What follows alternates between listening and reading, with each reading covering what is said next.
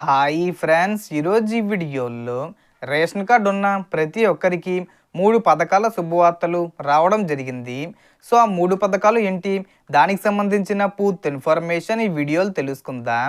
And video మీద నచ్చితే like చేసి షేర్ చేసి సబ్స్క్రైబ్ చేసుకోండి ఫ్రెండ్స్. సో ఏమాత్రం లేట్ చేయకుండా వీడియోలోకి వెళ్ళిపోద్దాం. సో మొదటి శుభవార్త, రైతులకు సంబంధించిన అన్నదాత సుఖీభవ స్కీమ్ గురించి. ఈ పథకం కింద రెండో విడతగా రైతులకు 5,000 రూపాయలు వచ్చే అవకాశం ఉంది. అలాగే పిఎం కిసాన్ పథకం కింద మరో 2,000 రూపాయలు నవంబర్ 15వ తేదీ వచ్చేలోపు రైతుల ఖాతాల్లో జమ అయ్యే అవకాశం ఉంది. అంటే మొత్తం 7,000 రూపాయలు లభించే అవకాశం ఉంది. కానీ ఈ డబ్బులు రావాలంటే కొన్ని రూల్స్, అర్హతలు తప్పనిసరిగా ఉండాలి. రైతు పేరు పటిష్టంగా భూమి రికార్డులో ఉండాలి. భూమి మీ పేరుతో ఉండాలి. రేషన్ కార్డు లేదా ఆధార్ కార్డు బ్యాంక్ అకౌంట్కు లింక్ అయి ఉండాలి. అలాగే రైతు మరే ఇతర ప్రభుత్వ ఉద్యోగి కానివారు, పన్నులు చెల్లించేవారు కానివారు కావాలి. ఈ షరతులు ఉన్నవారికి మాత్రమే డబ్బులు ఆటోమేటిక్గా ఖాతాల్లో జమ అవుతాయి. ఇక రెండో శుభవార్త, తల్లికి వందనం పథకం గురించి.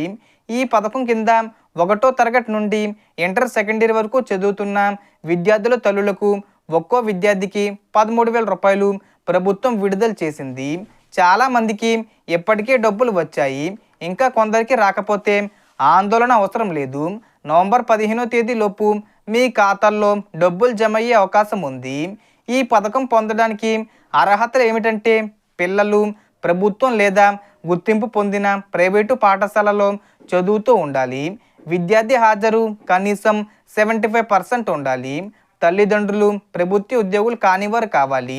రేషన్ కార్డు మరియు ఆధార్ వివరాలు సరైనవిగా లింకే ఉండాలి.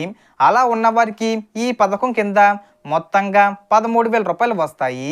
ఇక మూడో శుభవార్త, ఆడబిడ్డ నిధి పథకం గురించి. ఈ పథకం కింద 18 సంవత్సరాల నుండి 59 సంవత్సరాల మధ్య వయసున్న మహిళలకు ప్రతి నెల 1,500 రూపాయల చొప్పున ఆర్థిక సహాయం ఇవ్వబోతున్నట్టు చంద్రబాబు నాయుడు గారు ఎన్నికల్లో హామీ ఇచ్చారు. ఈ పథకానికి సంబంధించిన పూర్తి వివరాలు, అమలు తేదీలు నవంబర్ 15వ తేదీలోపు ప్రకటించే అవకాశం ఉంది. ఈ పథకం పొందడానికి అర్హతలు ఒకసారి చూసుకుంటే, మహిళ వయసు 18 నుండి 59 మధ్య ఉండాలి.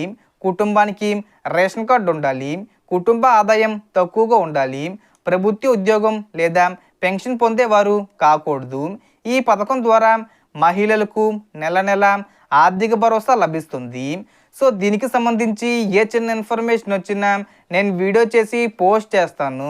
ఆ యొక్క అప్డేట్స్ మీరు మిస్ కాకుండా ఉండాలంటే వెంటనే మన ఛానల్ని సబ్స్క్రైబ్ చేసుకోండి.